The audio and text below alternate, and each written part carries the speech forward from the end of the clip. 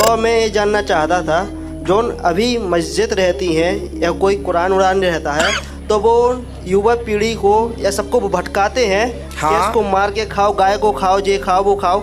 मुस्लिम कोई समाज है ही नहीं है। बिस्मिल्लाहिर्रहमानिर्रहीम, अस्सलाम वालेकुम। दोस्तों, हिंदू मजहब के अंदर गाय के गोश्त खाने की सख्ती से ममानियत है। उसकी वजह ये बताई जाती है कि किसी जानदार की हत्या नहीं की जाती है, क्योंकि जानदार को मारा नहीं जाता। आज की वीडियो भी इसी के बारे में है, जिसमें एक लड़का पंडित से सवाल कर रहा है कि मुसलमान जो है वो हिंदुओं को भटकाते हैं कि हिंदुओं के स्क्रिप्चर्स में, हिंदुओं की किताबों में लिखा हुआ है कि गाय का गोश्त खाया जा सकता है और बाकी तमाम गोश्त भी खाए जा सकते हैं। इसके बारे में पंडित क्यों नहीं बताते लोगों को कि गाय का गोश्त नहीं खाना चाहिए और लोगों को रोकना चाहिए? तो देखिए पंडित का उसके बारे में जवाब सुनिए। उसके बाद हम आपको दिखाएंगे डॉक्टर जाकिर नाइक साहब से भी ऐसा ही क्वेश्चन पूछा गया, हिंदू मजहब के अंदर किताबों में गाय का गोश्त या बाकी तमाम गोश्त खाने की ममानियत है या नहीं है, इसके बारे में बताएं। देखिए डॉक्टर जाकिर नाइक साहब ने उन्हीं की किताबों से हवाले देते हुए बड़ी खूबसूरती से उसका आंसर दिया। ये देखते हैं आज की इस वीडियो में। तो मैं ये जानना चाहता था, जो अभी मस्जिद रहती हैं या कोई कुरान उरान रहता है, तो वो युवा पीढ़ी को या सबको भटकाते हैं कि इसको मार के खाओ, गाय को खाओ, ये खाओ वो खाओ।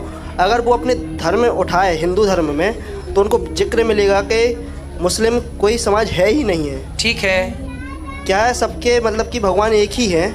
हाँ, वो श्रीमन नारायण जी हैं। ठीक है। तो आज की पीढ़ी कैसे समझ सकती है कि वो केवल वो समय आने पर जब कल की भगवान आएंगे और कल की भगवान आकर के हमारे 24वें अवतार में जब कल की भगवान आएंगे और सारे दुष्टों का दमन करेंगे, तब सारी दुनिया में केवल एक ही धर्म रह जाएगा, सनातन। और जब सनातन मूल में आ जाएगा तो अपने आप वही सतयुग है। इसीलिए कुरान मजिद में लिखा है कि अल्लाह सुब्हाना व तआला ने एक ही मजहब भेजा है।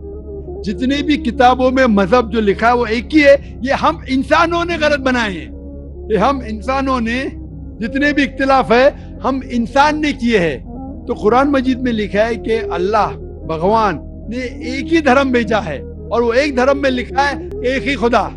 लेकिन ये मुसलमान, हिंदू, ख्रिश्चन, शीख, ईसाई हे कशासाठी? एकाच इस्लाम धर्मात जर सगळे पहिल्यापासून आले असते, ह्या काय भानगड करायची गरजच नव्हती ना। मराठी मुझे समझते जवाब देने आता नहीं।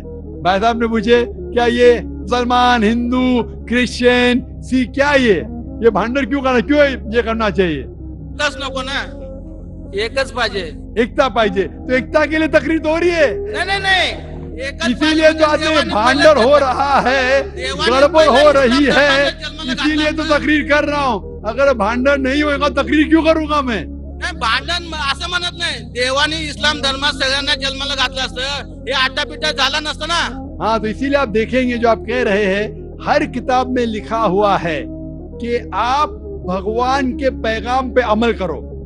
ये आप देखते हैं, मिसाल के तौर पे आप तहकीक करेंगे, आप कहेंगे कि आप पानी को वाटर क्यों बोलते?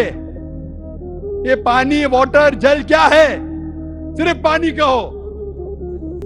ये सगळ्यांनी मानायला पाहिजे ना। पानी कह सकते, जल कह सकते। पानी कहते हिंदी में, जल कहते संस्कृत में, वाटर कहते इंग्लिश में, मोया कहते अरबिक में। लेकिन मैं कहना चाहता हूं कि अगर आप तहकीक करेंगे, सब मजहब, सब धर्म का पैगाम एक ही है। वो मिलावट को हटा दो, जो यकसा है उसके ऊपर अमल करो। इसीलिए मैं कहता हूं, अगर आपको जितने, डॉक्टर साहेब, आपको जितने समजलं नाही, सगळे जर इस्लाम धर्मात आले असते ना, हे तुम्ही आटापिटा करायची गरज नव्हती। म्हणजे देवाने पहिलं ते जन्म तिथं घालायला पाहिजे होतं, पण हे विरोधात का तयार झाले? असं का व्हावं? तुमचं काय मत आहे याच्याबद्दल? क्या बोले, जरा मराठी इतनी मेरी अच्छी नहीं, समझ गया हूं मैं।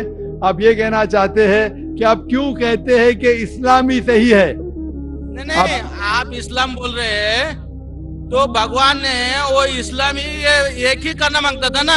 वो हिंदू, मुस्लिम, सिख, ईसाई ऐसा क्यों हुआ? भाई साहब, मैं आपके सवाल को अच्छे से समझ चुका हूँ। आप शायद हिंदी नहीं समझते।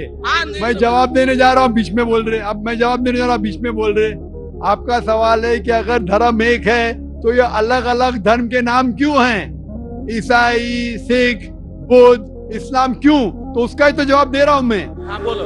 भगवान ने, ईश्वर ने एक ही धर्म भेजा, वो है कि एक भगवान में मानो और उसके पैगाम पे अमल करो। लेकिन जितने भी पैगंबर आए, जब ये पैगाम लेके आए, उसके मानने वालों ने आस्ते आस्ते उस पैगाम में तब्दीली ले आए।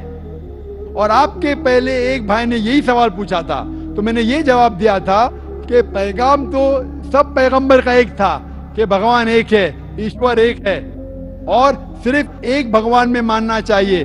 बुत परस्ती गलत है, भगवान का बुत नहीं बनाना चाहिए, भगवान ने बेटा नहीं जना। लेकिन वक्त जाने के वजह से इस पैगाम में तब्दीली आने लगी। जब तब्दीली आए तो भगवान ने दूसरे पैगंबर को भेजा, फिर तब्दीली आए, फिर पैगंबर भेजा। इस तरीके से 1,24,000 पैगंबर इस धरती पे आए और जितने भी पैगंबर आए वो सिर्फ अपने लोग को सही रास्ता दिखाने के लिए आए और आखिरी पैगंबर से मोहम्मद सल्लल्लाहु अलैहि वसल्लम। तो मैं ये कहता हूं आपसे, अगर इख्तिलाफ है तो मैं ये कहता हूं कि जो यकसा है सारे मजहब की किताबों में कम से कम उस पे तो अमल करो।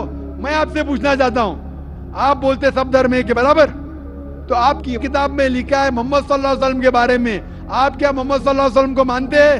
मैं आपसे पूछना चाहता हूं भाई साहब। मी ईश्वराला मानतो।